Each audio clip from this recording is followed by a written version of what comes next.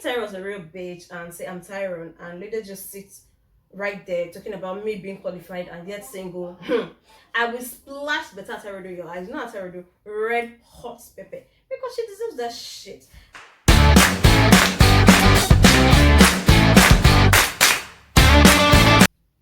Hey guys, welcome to yet another episode of the movies gossip. How's your weekend going? I hope it's going great. It's about to be greater. What's on today's menu is Tyrone, and so in my usual way of shouting out to the crew and the entire cast, the crew in presence of the story writer and the producer Wahid Folari, the director Babatunde Tawo, and the cast. I'm gonna mention a few. Okay, there is Femi Jacobs as Toyosi, Uche Montana as Tyrone, Chinyere Winfred as Tina, Wahid Folari as Nahim, and other casts.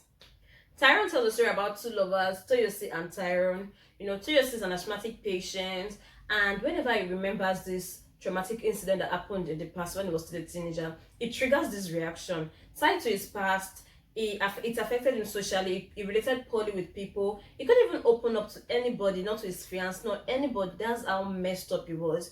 So why struggling to not just be alive but to live? I know you understand what that means, right? It was given a 2 month ultimatum by his fiance Tyrone that it's either he takes her to the altar and make it official as tied the knot, or he risks losing her. So he was thinking that this is the our usual empty barrel threat, stuff like that. He ignored her.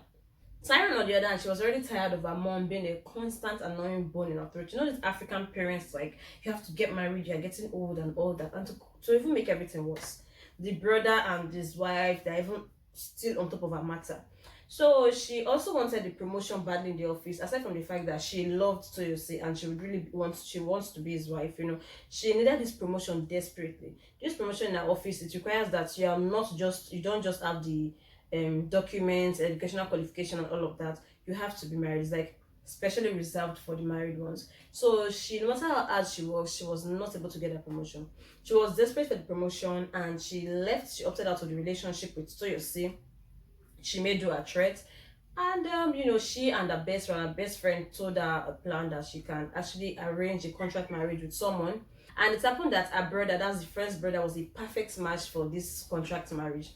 She got married to the brother, and luckily, weeks after she got the promotion, glory be to God, and all of that, the contract marriage between Tyrone and best friend's brother, it was supposed to be strictly business, but you can't, when you stay with someone for so long, you either bond very well or you just get to hate each other so much. And in this case, they bonded very well, the chemistry was building until Toyosi, her ex-boyfriend, came back.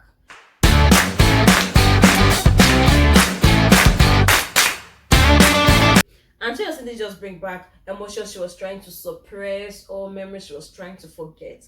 Unavoidable revelations. I mean, things began to unveil. And to think that she was helplessly in the middle of it all was really, really crazy. So I really love this movie. Yeah, it's a good movie to see. I love the best friend Tina, the way she advised Tyrone.